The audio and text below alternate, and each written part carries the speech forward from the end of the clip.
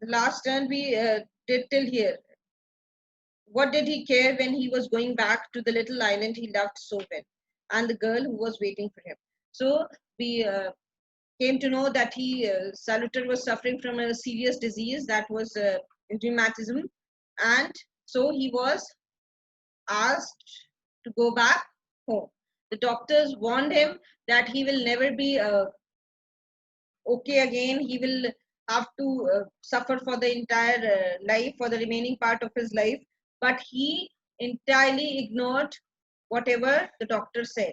He believed that whatever the doctor is saying doesn't make any sense. And once he gets back home, once he is with his family, once he is with the girl whom he loved so much, and once he is uh, at the place where he always wanted to be, then he will be fine. He'll be perfectly okay. The next paragraph. When he got into the rowing boat is a small boat which is moved by oars. Right? You must have seen it in the rivers. So those there are two oars and they are like you have to row that boat. That met the steamer from Naples and was rowed ashore. He saw his father and his mother standing on a jetty. Jetty. What is a jetty? Jetty is a structure like it's a you can say a protruding is a structure on the near the sea, right? Where the boats are tied to. It has those anchors, and the boats are tied. When the boats they reach the shore, they are tied to that jetty, right? So he saw his Ma'am, parents. Yes. can you just So who was waiting for him? His parents were waiting for him, and his two brothers were also there because he has been out for a long period of time, and so his brothers were now transformed into big boys. They have grown up, and he waved to them. And the moment he saw them, he just waved his hand. His eyes searched among the crowd that waited there for the girl, but his eyes were constantly searching for the girl because that girl to whom he was engaged, she was someone whom he missed the most. So he could see all the people he loved. He could see his family. He could see uh, other people who were there waiting desperately for him, right? Who wanted to who were just wanted him to reach the shore so that they can hug him, kiss him, embrace him. So, but the girl was missing. That girl was not there to whom he was engaged. He could not see her. There was a great deal of kissing when he jumped up the steps, and they all, emotional creatures, cried a little when they exchanged their greetings. So all of them, they greeted one another, his mother, his father, his brothers, they greeted him, and not one another. All of them greeted him, and then they got emotional, right? We tend to get emotional when we see someone after a long period of time. So they also got emotional on seeing their son, on seeing their brother after such a long time. He asked where the girl was. His mother told him that she did not. So he wanted to know the whereabouts of the girl because he expected. This is what he was thinking, that the girl should also be there because he was like missing her so much. He loved her so much, and he just thought that the girl will be there waiting at the shore for him.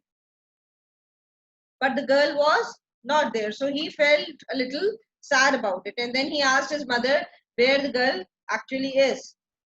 So the mother expressed her ignorance about the entire matter. She said that she doesn't know where the girl is. They had not seen her for 2 or 3 weeks. So the mother said that I have not seen that girl for 2, 3 weeks.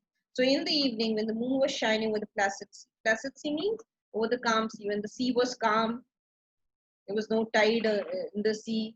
Then at that time, during the time of evening, and the lights of the Naples twinkled in the distance, he walked down to Grand Marina, to her house. So at that time, he decided to go to the girl's house. So he went to the house of the girl. She was sitting on the doorstep with her mother, and the girl was sitting at the entrance only with her. And who was there along with the girl? Her mother was sitting with her. He was a little shy because he had not seen her for so long. This is something which is very normal. Once you meet a person after a very long time, you don't know how to talk, right? You don't know what to talk. So you start feeling a little shy. And so the same was the case with Salvatore. He was seeing the girl after such a long time. So he also felt a little nervous, a little shy to talk to the girl. He asked her if she had not received the letter that he had written to her to say that he was coming back. So he wanted to know the reason why the girl was not there. Why didn't she come to meet him when he came back? Yes, they had received the letter, and they had been told by another of the island boys that he was ill. So now all of you can guess the reason why the girl was missing. So she said that, yes, I received your letter. I got your letter in which you informed me that you are about to come back home. But along with the letter, some other information was communicated to her by the other boys of that island. And what was that information? That now Salvatore is ill, right? He is not well. Yes, that was why he was back. So he accepted the fact. He said, yes, that is the only reason why I am back. See, Salvatore also believed that the girl loved him too much. The girl also loved him the way he loved the girl. But this was not the reality. It was he only who loved the girl unconditionally. He didn't even realize that just because he is not normal now, he will never be okay. He will never be able to lead a normal life. Now the girl can back out.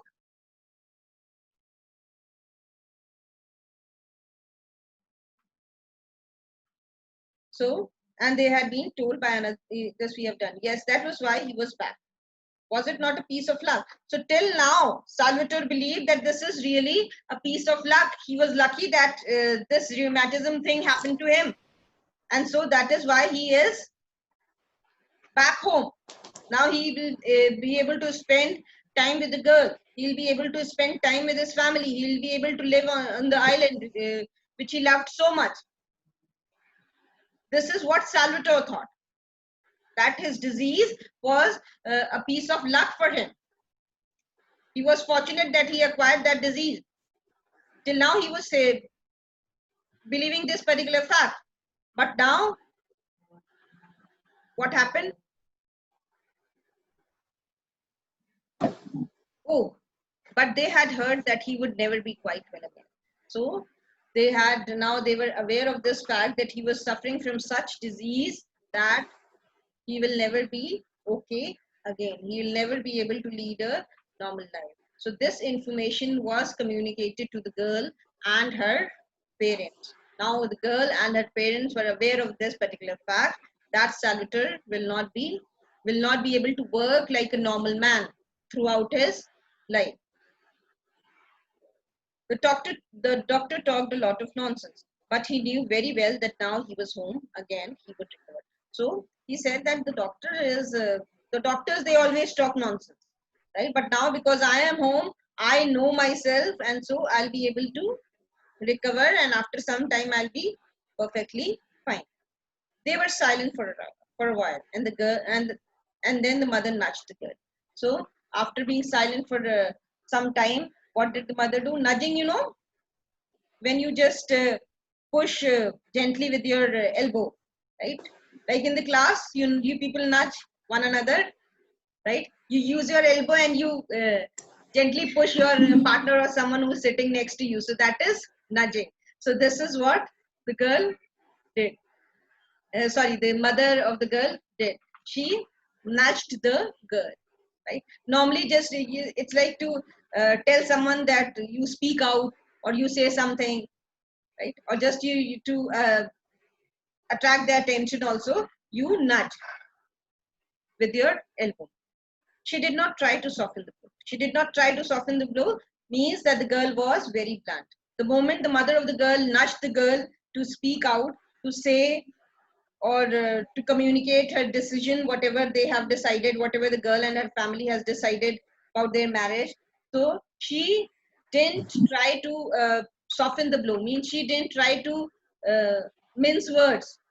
Mincing words, when you are talking about something which is very harsh, very blunt, and you try to use proper words for it, right? You don't communicate anything directly or in a rude manner, then it is softening the blow.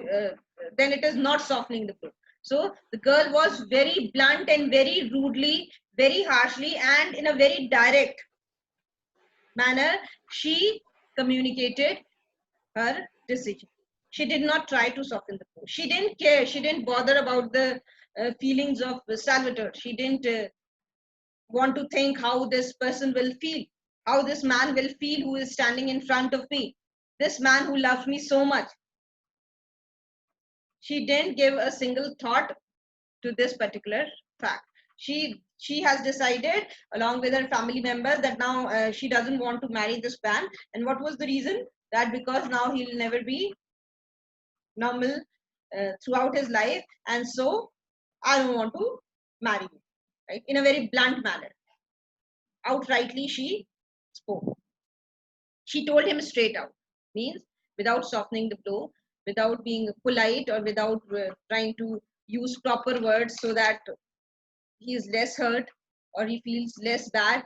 She just blurted out everything with the blunt directness of her race, that she could not marry a man who would never be strong enough to work like a man.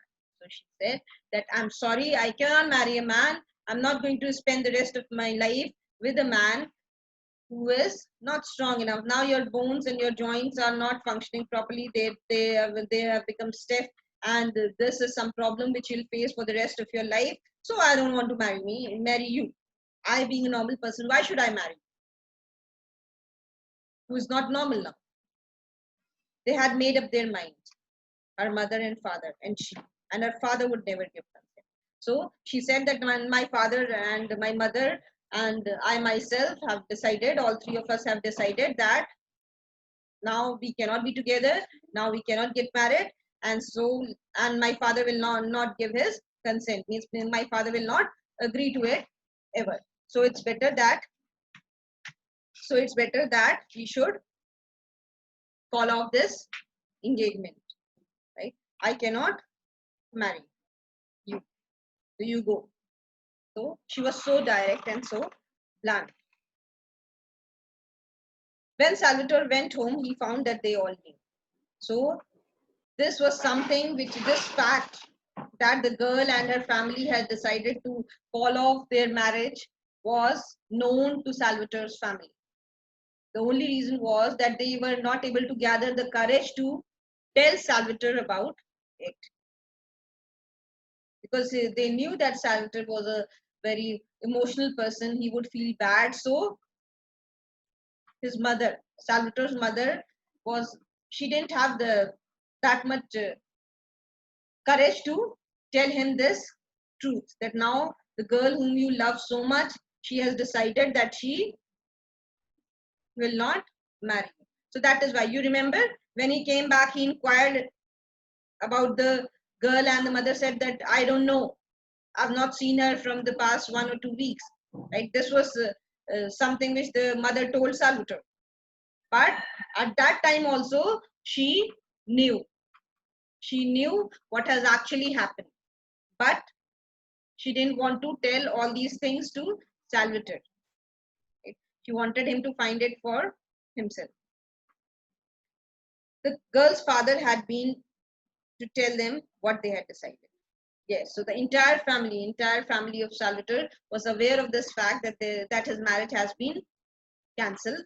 And how did they know? Because the girl's father had already visited Salvatore's home and told his decision to the family, that now because your son is not okay, so I cannot get my daughter married to him. He wept on his mother's bosom. He was terribly unhappy, but he did not blame the girl. The fisherman's life is hard and it needs strength and endurance. He knew very well that the girl could not afford to marry a man who might not be able to support her. So he felt very bad. He wept on his mother's bosom. What does this show about Salvatore?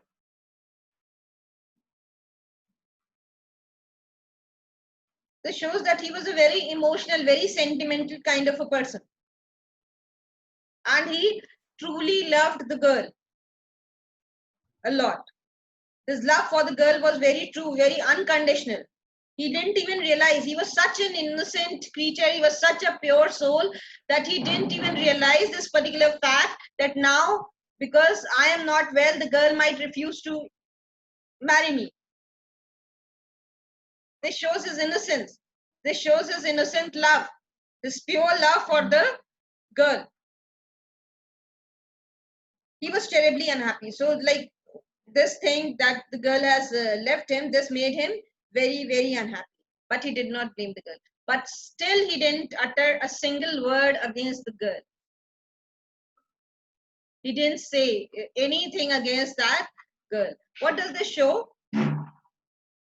That he respected the girl a lot. The girl whom he loved so much, he respected her. And once you respect someone, then only you are able to respect the decision of that person. No matter how bad you feel, no matter how hurt you feel, no matter how sad you are, but still, the only thought which which consoles you, or which gives you satisfaction is that now the other person is happy. You have made the other person happy. That is what true love is all about, right? You are able to take all the sorrow, all the pain, all the suffering on you, on yourself, and you want the other person, your beloved, to be happy. So you can just understand the extent to which Salvatore loved that girl. That in spite of the pain which he suffered because of that girl, he didn't utter a single word against that girl. He didn't blame her.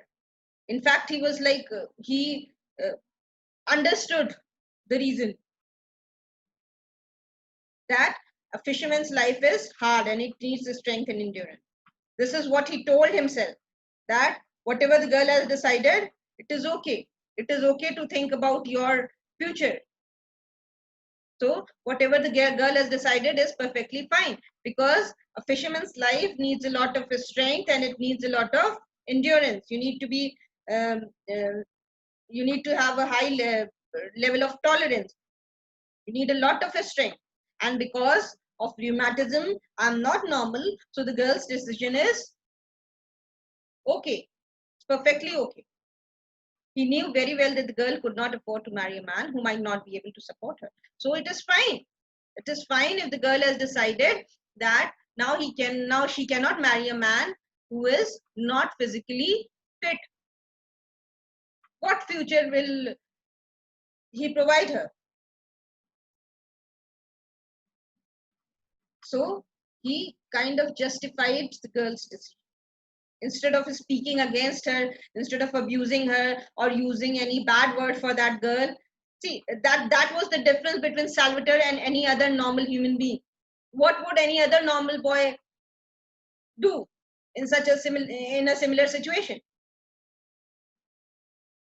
He will go to 10 people and talk against that girl, right? That she is cruel, she is hard-hearted, she doesn't have any feeling, emotionless creature, and all these things. This is what most of us will do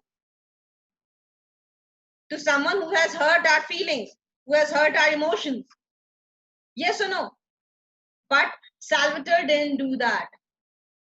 That is what makes him a different human being, different from the rest of the human beings or the rest of the world. Because in spite of undergoing so much pain, he still understood the problem of that girl. He had a lot of empathy, and he empathized with the girl. He tried to understand the reason why the girl behaved in such a manner. His smile was very sad, and his eyes had the look of a dog that has been beaten. So his eyes and his smile, see, he was hurt. He was deeply hurt. Deep within, he was hurt. But he was not expressing his pain, his sorrow to anyone. Because we have seen earlier also that he had a lot of endurance. Okay? He was a stoic. But he did not complain. But he never complained against the girl to anyone. He never said anything against the girl to anyone. And he never said a hard word of the girl he had loved so well. So because he has loved the girl so much, so that is why he didn't utter a hard word. A single harsh word for the girl was never uttered by him. He smiled in spite of undergoing so much pain, in spite of undergoing so much suffering. Still, there was always a smile on his face, though that smile was a sad one now. Then, a few months later, when he had settled down to the common round. Settle down to the common round. What is the meaning of settling down to the common round? It means that common everyday activities, routine work. So now, after some time, his life came back to normal, and he was settled in his life doing his everyday chores, working in his father's vineyard. And so, what were his activities which he used to do? He used to work in his father's vineyard and fishing. So working in the vineyard and fishing. His mother told him. So when his life was almost coming back to normal, what happened? One fine day, his mother told him that there was a young woman in the village who was willing to marry. That there is some girl in the village, some young woman in the village who is interested in marrying Salvatore. Her name was Asinta. So what was the name of that girl? Asinta. She's as ugly as a devil, he said. So the moment he heard the name, what did he say? That no, she's as ugly as a devil. How can I marry her? So now the next paragraph uh, contains the description of Asinta. She was older than 24 or 25. So she was 24 or 25 years old. And she had been engaged to a man who, while doing his military service, had been killed in Africa. So she was already engaged to someone in the past, and that person died while doing his military service. So he was killed in Africa. So now she was single. She didn't get married. She was only engaged. She had a little money of her own, and if Salvatore married her, she could buy him a boat of his. Right? So because she has saved some money, so if Salvatore decides to marry her, then she can give that money to him to buy a boat. And they could take a vineyard that by happy chance happened at that moment to be without a tenant. So then she can buy Salvatore a boat for fishing. And then there was one vineyard which was without a tenant.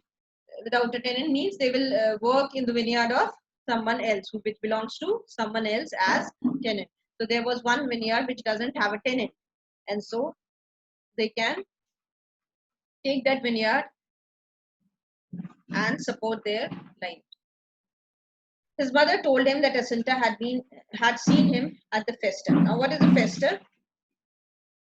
Festa is you can say, a religious festival, especially in the Mediterranean countries and Italy. So, it's the religious festival of Mediterranean countries and Italy. So, how did Asinta come to know about Salvatore? She saw him in one of these festivals, in one of these religious festivals. She saw him, and then she fell in love with him. Love at first sight. Salvatore smiled his sweet smile and said he would think about it.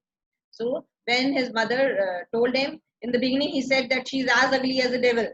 And then later on, when she came to know about Asinta, when he came to know about Asinta, he said that, okay, fine, I'll think about it. Give me some time to think about this. On the following Sunday, dressed in the stiff black clothes, in which he looked so much less well than in the ragged shirt and trousers of it, he went up to the high mass at the parish church and placed his. So what happened on the next Sunday? He dressed himself in that stiff black clothes. You were told earlier that he used to wear shoes only on Sunday. right? He cannot go to the church in those ragged clothes and barefoot the way he used to be throughout the week. So on Sunday when he went to the church, he dressed himself in stiff black clothes, and he looked very uncomfortable in these clothes because he was not very much used to wearing these stiff black uh, these stiff clothes. That is, shirt and trouser was not something which made him very comfortable, in which he looked so much less well. So that is why, see, if your clothing is not comfortable, if you're not comfortable in your clothing, you will not look well, you will not look good, no matter how expensive your clothing are or how decent your clothes are. So because being a fisherman, he always was scarcely dressed, right? He always used to wear minimum amount of clothes. You remember in the beginning, it has been told. And so he looked so uncomfortable in those stiff black clothes. He was always used to wearing those ragged shirt and trousers, which he wore every day when he went for fishing. So he dressed himself in stiff black clothes and he went to the High Mass. Now, what is High Mass? High Mass is a celebration of a Catholic church, a Roman Catholic church. So it is a celebration in that church, at the parish church, and placed himself so that he could have a good look at the young woman.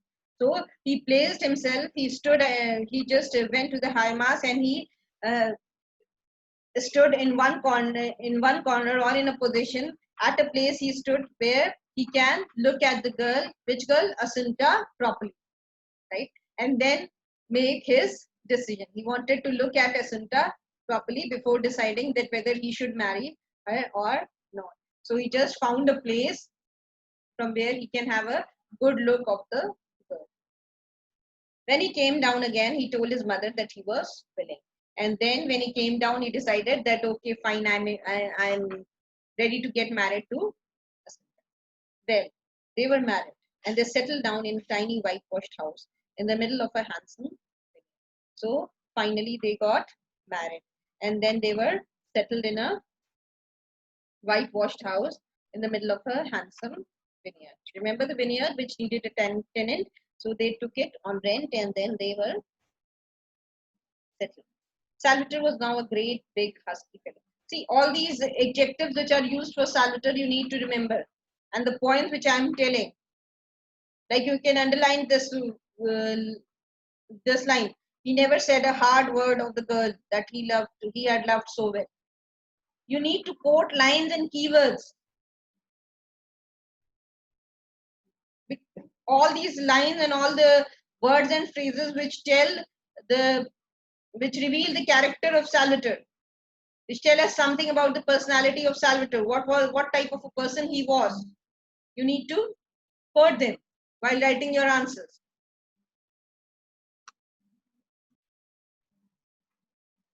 So now they were married. They lived in a whitewashed house in a handsome vineyard, in a good vineyard.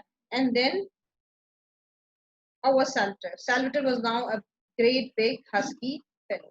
Husky means robust. Now he had grown up. He had grown into a man, and so he had gained some weight, and now he had a robust body, tall and broad, and still with the ingenuous smile and those trusting kind eyes. So though his size increased, he became big, husky, he gained a lot of weight, but still his eyes had that innocent, childlike simplicity was there. Right? Ingenuous smile means childlike, full of innocence. Still there was innocence in his eyes and those trusting, kindly eyes. So his eyes will still gave the impression of trusting, childlike, and full of innocence. These things, these qualities were still very obvious. These qualities, which were a part of Salvatore's personality, were very obvious from his eyes. It's only that his body changed. Eyes that he had as a boy. So his eyes were still the same. So many things changed in his life.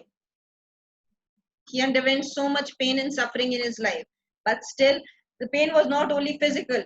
His disease made him undergo physical pain and then emotional pain. He was hurt. But still, that innocence, he never lost that simplicity, that innocence, which was a part of his personality. That was still present in his eyes. He had the most beautiful manners I have ever seen in my life. So the writer says, still his manners. See, tough times and difficult times change a person. But Salvatore was one person who was still the same, right? So I had ever seen in his life. His manners were still so beautiful. Asinta was grim-visaged female with decided features. So now the appearance of Asinta has been described. So he had a serious expression. His face gave a serious appearance with decided features. Decided features means there was nothing special about any of her facial features. Means her eyes were also very normal, nose was also very normal. So decided feature means that she was not very good looking. Was an okay kind of a girl. As it is, Salvatore has told us earlier that she was as ugly as a devil. So you cannot say that she was a beautiful woman. So she always had a serious appearance on her face, and she looked old for her years, and she looked older than her real age.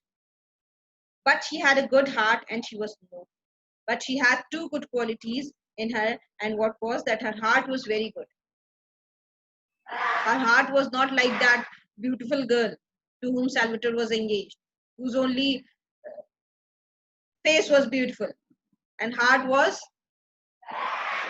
not good. She didn't possess a good heart. Asunta, though she was not beautiful, but she had a great heart. She had a very good heart, and she was noble. And besides possessing a good heart, she was not a foolish girl. Means she was quite intelligent. I used to be amused by the little smile of devotion that she gave her husband when he was being very masculine and masterful. So whenever Salvatore behaved in a very masculine or when in a very manly manner, then she would give a smile, right? A little smile of devotion. So she was very devoted towards Salvatore, not like the girl to whom he was engaged. His wife was a very devoted, was a very dutiful wife, and she really loved Salvatore a lot, though she was not as beautiful as the as that girl, but still her love was unconditional. She admired her husband. She never ceased to be touched by his gentle sweetness. She was someone who understood his sweetness, who actually respected his sweet nature, who actually understood her husband's innocence, his simplicity. But she could not bear the girl who had thrown him over. And notwithstanding Salvatore's smiling expostulations, she had nothing but harsh words for her. But she was not, but still she was not as good as Salvatore. She still hated the girl who misbehaved with Salvatore. She could not tolerate that girl. She was not so good. She didn't have such a great heart as to forgive that girl and not to utter any harsh word against the girl who has hurt her husband, who has hurt the man whom she loved so much. She always spoke against that girl. She criticized that girl, but Salvatore never uttered a single word against that girl. So again, see now if we like if so again, Asunta was also a normal girl, though she loved her husband a lot, but she was like any other normal girl or any other normal woman. If somebody hurts the person whom I love, what will I do? I will obviously speak against that particular girl or that particular person. So Asunta always criticized that girl. Why? She was never able to tolerate that girl who has misbehaved with her husband. But Salvatore's smiling expostulation. Expostulation means that his protest. He just protested against all the criticism which was done by his wife. Right? He just smiled and ignored. Right? Smiling, not ignored. He smilingly protested. He was not very stern in his opposition. Right? He must have said, leave it, forget it. It's not so. Whenever she used any again hard word towards the girl, any hard word for the girl, he would have just smiled and protested in a very smiling and in a very casual manner. He protested against all the blames which were put on that girl by Asinta. Presently, children were born, and then what happened?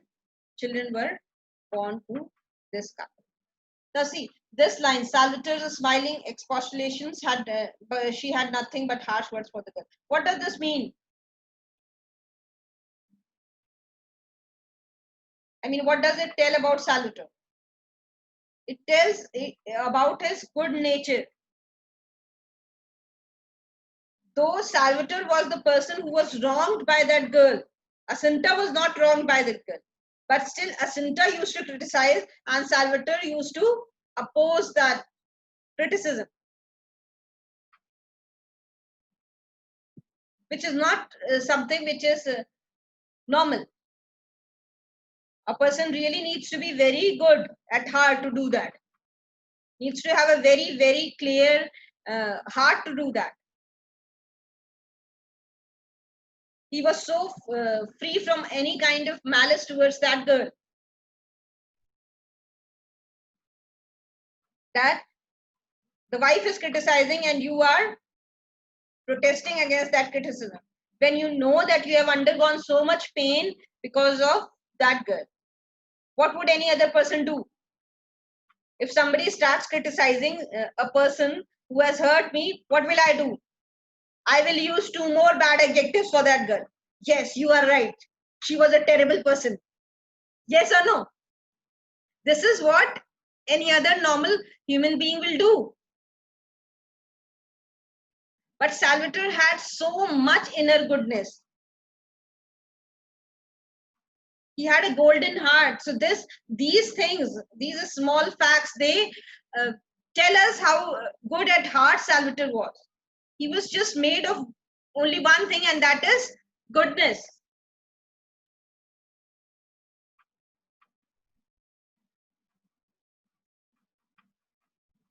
It was a hard enough life. So now children were born to them. Now they had children, and it was a tough life for Salvator.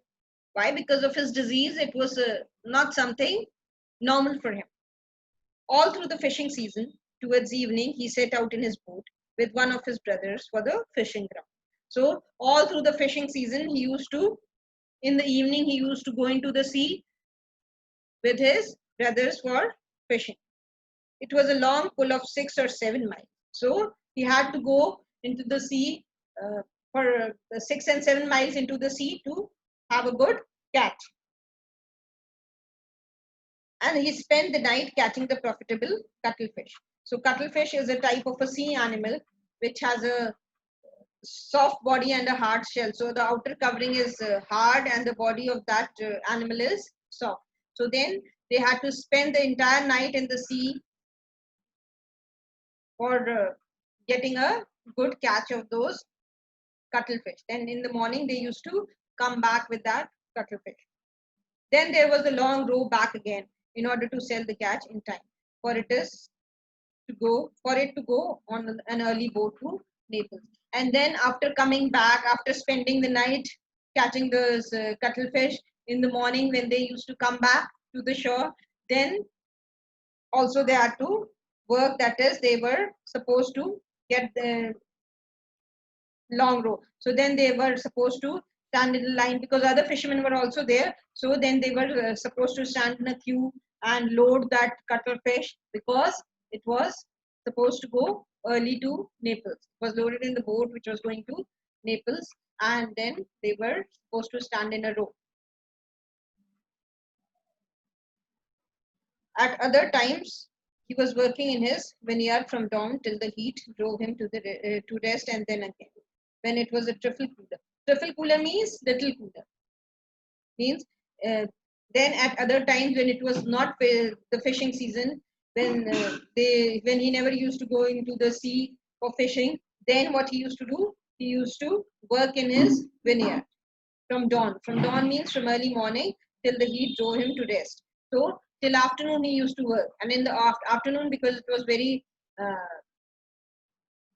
hot for him to work, and so till the heat drove him, till the heat of the sun forced him to go away and take rest. And then when it was a trifle cooler means by the time of evening, when it was a little cooler, when the sun was a little down, then he used to again go back and start work till dusk. Dusk means till the time of sunset. Often his rheumatism prevented him from doing anything at all. So most of the time his rheumatism, that pain in the joints, it used to trouble him so much that he was not able to work properly, then doing anything at all. And then he would lie about the beach smoking cigarettes with a pleasant word for everyone, notwithstanding the pain that raked his limbs. So he, then his body forced him to rest when his body didn't allow him to work. Because see, it's a very painful thing. All the joints of the body, they become stiff, and then there is a lot of muscle pain. So then you will not be able to work. So when he got these pains, then he used to just lie on the beach and smoke cigarettes, and with a pleasant word for everyone who crossed his way, everyone whom he met, he always spoke pleasantly to them, right? He always spoke in a pleasant manner, in a very nice manner to everyone he met while he was lying on the beach and resting, ignoring the pain which he was undergoing, ignoring the physical pain which he was undergoing. Right? He never told us, because he was never the type of person who will go out and speak about his pain. In spite of his body undergoing so much pain, he always spoke in a nice, pleasant manner to everyone he met on the beach. What does this show? This shows his stoicism. How much endurance he had, right? Bearing everything, tolerating everything patiently, and not uttering a word about your suffering. It requires a lot of endurance.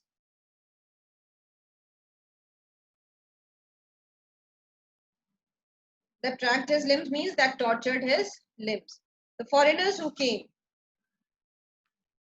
down to bathe and saw him there said that these Italian fishermen were lazy. So, see, this is what we do.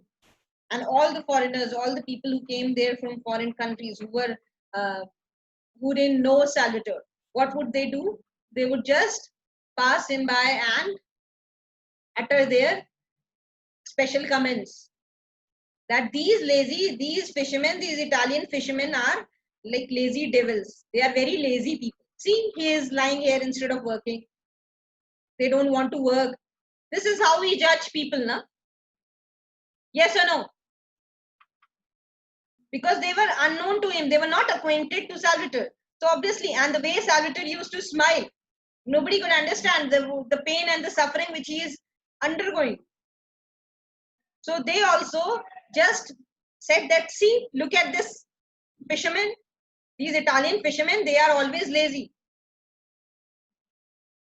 Like we do, we don't try to find the facts about a particular person about a particular thing. We are just busy passing judgments. This is what is happening in all the social sites these days. Twitter, fine. I'll add a comment. I will comment on every damn person on this planet, whether I know anything or whether I don't know anything. But I have to comment on every subject, on every person, on every little thing on this earth. So these tourists, these people who came, these foreign people actually represent us, because this is how we are. We don't understand. We just criticize. We just humiliate. We just insult people without knowing anything about their lives. Yes or no? So these tourists who came to that place, they also did the same thing. They were completely unaware. They didn't have even a little knowledge about his life, but still they commented upon him that these Italian fishermen are like lazy devils. Is it clear? Sometimes he used to bring, but he ignored these comments. He has always ignored all these things in his life. Sometimes he used to bring his children down to give them a bath. And at times he used to bring his children to the shore and just to give them a bath. They were both boys. So both his children were boys. And at this time, the elder was 3 and the younger was less than 2. So these were the ages of his children. They sprawled about at the water's edge, stark naked, and Salvatore, standing on the rock, would dip them in the water. So this sprawl. Sprawl means when you stretch your, when you sit with your arms and legs spread out. So that is sprawling. So they just sat there and they used to lie there on the shore, spreading out their arms. And this is how children lie on the sand, or the place where they enjoy uh, to be. So they just spread their arms and legs. So this is how they used to lie there about the water's edge. So the edge of water, from the place where the water of the sea started. Stark naked. Stark naked means completely naked. They were small kids of 2 and 3 year old, so they were completely naked. And Salvatore, standing on the rock, would dip them in water. And what did Salvatore do? He used to stand on the rock and dip them in the sea water. The elder one bore it with stoicism. The elder one, he didn't cry. The small children, you dip them into water, then they will start crying, or they will feel uncomfortable, right? Few children, they enjoy also, but once you dip them for the first time, they are like kind of scared. So but the elder one, that is the one who was 3 years old, he bore this particular thing with a lot of stoicism. Stoicism means without complaining, to tolerate something without complaining. But the baby screamed lustily. But the baby, he started screaming. But the younger one, that is the one who was less than 2, he used to scream lustily. Lustily means a lot, with a lot of energy, right? The moment he was dipped into water, he started screaming, the younger one, with his entire energy. Salvatore had enormous hands, his legs of mutton. So now, because of hard work, his hands were like very rough, and they were enormous means big hands. Now because he was a man, he was a grown-up man now, and so his hands were big. His legs of mutton, and so his legs were also had a lot of flesh inside them. So now he had put on a lot of weight, coarse and hard from the constant toil. So, and because of the constant hard work which he was doing, his hands were also rough. His hands and feet were also rough.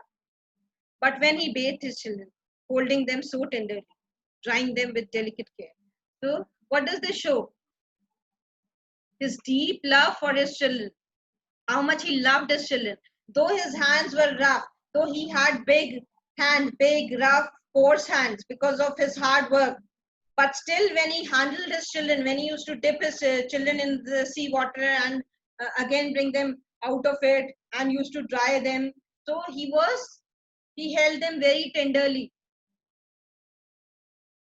so as not to harm them by the roughness of his hand.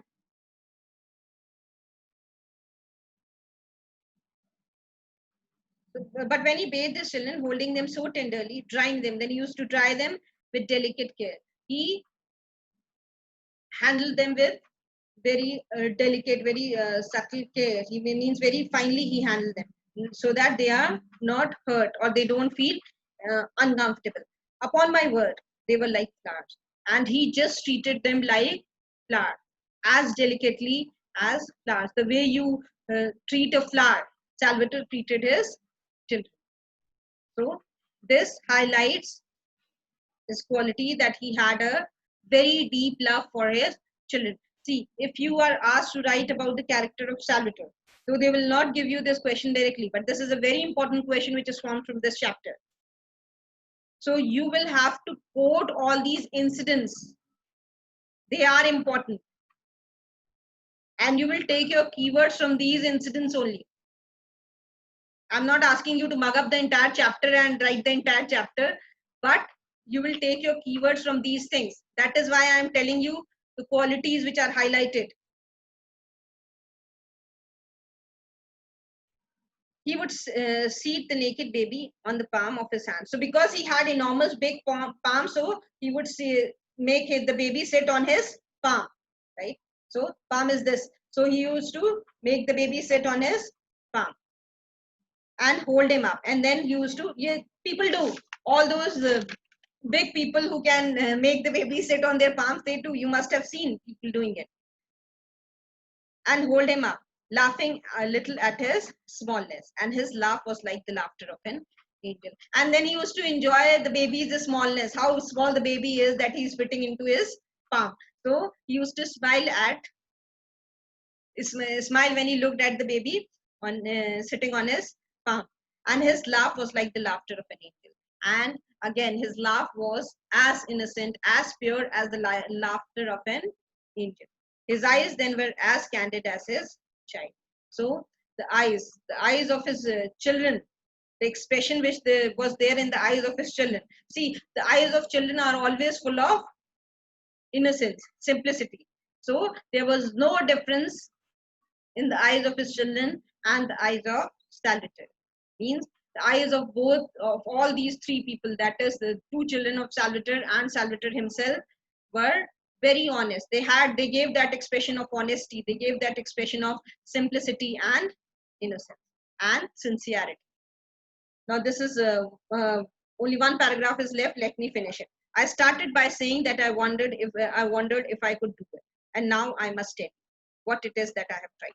So in the beginning, you remember the first line of the chapter. The writer said that I don't know whether I'll be able to do it successfully. So in the end, after telling the story of Salvator, the writer says that in the beginning I told you that he is not sure whether he'll be able to do it. So now he's telling what he was actually trying to do. What was he attempting at? I wanted to see whether I could hold your attention for a few pages, which I drew for you, the portrait of man. So he said that I just wanted to see, I wanted to be sure whether I am able to hold your attention in these pages in which I have described one man. And who was that man? Salvator. In these pages in which contain the description of a man, just an ordinary fisherman. He was just an ordinary fisherman. He was not a very great warrior or some king or other great person or other great famous person. He was just a normal fisherman, and like any other ordinary fisherman. Underline these lines. Just an ordinary fisherman who possessed nothing in the world except a quality which is the rare. So he was like any other normal human being, but he had one single quality which made him different from the rest of the world. One single quality which is rarest in the world, which most of the human beings on this earth are devoid of. What was that quality? Except a quality which is rarest, the most precious and the loveliest that anyone can have. And that one quality which is rarest, which is not so easily found in this world, which is that quality? That quality is the loveliest to be possessed by anyone. That is the most beautiful quality which anyone can possess. And that is the most rarest quality which anyone can possess. Can you guess which is this quality?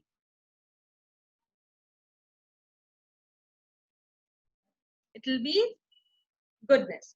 So heaven only knows why he should so strangely and unexpectedly have possessed it. So there are so many good people, but only God knows, only heaven knows why he had this, what was so strange about this quality and unexpectedly have possessed. All I know is that it shone in him with a radiance. But the writer says that I don't know how he happened to possess this quality which is his strangest and which is rarest. But the only thing which I know is that it radiated out of him. This quality gave a lot of radiance to his personality. Radiance, when something shines brightly, that is radiant. If it had not been unconscious and so. See, there are so many good people, But why was Salvatore special? Because it was so unconscious in him. Means he was, see, there are good people, but there are people who do good deeds, who do humble deeds, who care about others. But again, they are aware of this quality. What was special about Salvatore?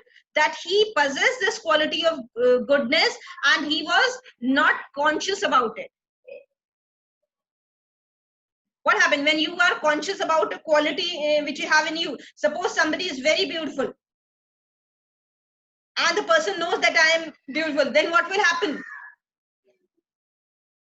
It will bring in another quality inside you, and that is pride or ego. Because Salvatore was completely unconscious of the presence of this quality of goodness inside him, so that is something which made him even more special and so humble. Would have been to the common run of men hardly fair. So if this quality was not, if the Salvatore would have been conscious of the presence of this quality inside him, then he would have lost it, his humility. Means then it would have not seemed to be so good. Then it would have been like a kind of unbearable for people. Why? Because it would have accompanied itself with pride or ego. But because he was so unaware of the presence of this great quality inside him, that particular thing made him so exceptionally good.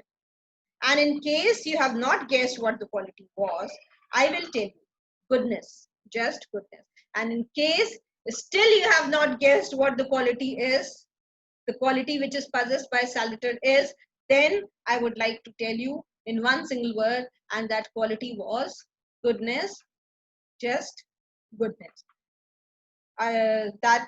With this line we come to the end of the chapter. I hope you have understood